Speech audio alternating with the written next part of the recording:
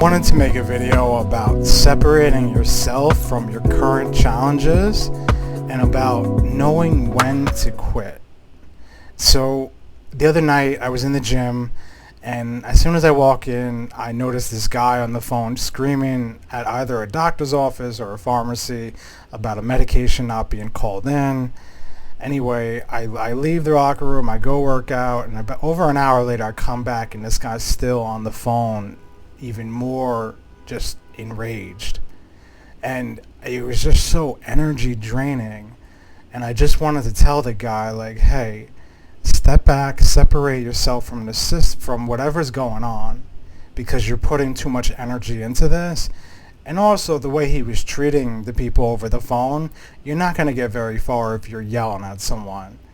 I had to put my headphones on and just go about my business because it was so destructive, where it was actually disturbing my peace, and I had to separate myself from that. And even earlier today, I was running into some issues on my computer. I wound up having to and I wound up overnight on the phone with them, and we still weren't able to figure out the solution. At that point, I had to separate myself. I had to put it down, close my computer, and go about my day. I could have spent my whole entire Sunday focusing on that problem, but I said enough is enough, and I closed my computer, I went out, and I did what I had to do. And then when I came back a few hours later, I was able to figure out a couple minutes because I separated myself from the situation. And it's in that moment that we want to complete whatever task it is, but we're so attached to it where we lose sight of the actual importance of it. Another small example is I went for a run a couple hours ago, and just about as I was finished, I went to go click save on my watch through Strava, and my phone died and my watch died.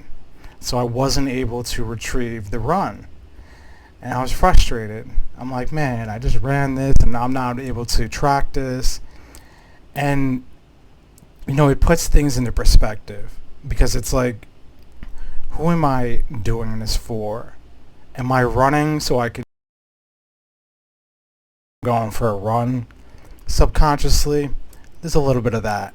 But even more so of that, it's because I'm doing this for myself. I'm training for next year's marathon. I'm training to stay in the best shape. I remember about 18 months ago, maybe even closer to 2 years ago, when I took 11 civil service exams and I went hard chasing to get onto a police force. And I had to go out to Connecticut to do a run. And I had a certain time I had to be in 1.5 miles, and the first time I just missed that cutoff. So then I trained a little bit more. I went back the second time, and I got it that time. I continue to stay in shape because I know when the right opportunity comes, I'll be ready. And I don't know when that is. I had to separate myself from not only the past experiences, but just I do what I can with what I have in front of me. And as long as I'm doing what I can and making sure that I am doing everything that I can, then that's enough. Everything else in the future, that's going to come with an appointed time. Life is so unpredictable. I learned that it's not about setting yourself up for, it's good to have plans. It's good to set yourself for a future. In reality, though, it's about the journey. And what I mean by that is it's about the person that I'm becoming in these past 3 years. It's the person that I'm becoming by overcoming a lot of challenges that I've overcame and that I continue to. It's about the journey. I'm learning a lot as I go along the way, and it's not always easy to remember that. Sometimes it's hard, and I get caught up in the moment, and I start future tripping, and it's like I want what I want when I want it. Well, why am I still in school? Why am I this age and I don't own a home yet? Why do I not have kids? That's always there, will always be there. But I remind myself of the progress that I've made from who I was just a number of years ago. And as long as I'm improving each and every day to becoming the best version of myself, then that's enough. And I'll give another example to put things into perspective. The other night I was walking and I started thinking, like, oh man, it would be nice to eventually own a home. And as soon as I stopped thinking about it, I just look over and I see a homeless guy coming out of like a box, like literally a makeshift box on the corner. And I'm like, wow, that definitely puts things into perspective. And what I got out of that was just be grateful for what you do have, because there's people out there who have it so much worse. And we have it good. And what I mean by that is, not only do I have my sobriety, not only do I have my good health, I have the spiritual aspect to this.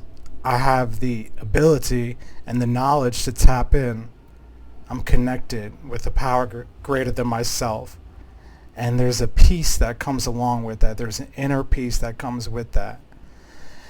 So what I'm reminded today is to separate myself from these things, because 98% of these challenges are just minor inconveniences that either money can solve or just time. Just separate yourself from whatever situation you're going through and put it away, close the laptop, put the notebook down, put the thoughts on paper, and just put it away for a few hours. And then come back to it. And do that lens. We're not so hyper-focused, and we see things that we didn't see the first time. And during that time, think about it, but we know the right answer, what the next step is to be. It just happens. So trust that. Trust that not everything is going to be able to be solved all right then and there. Sometimes we need to separate ourselves and give some space to give ourselves real clarity.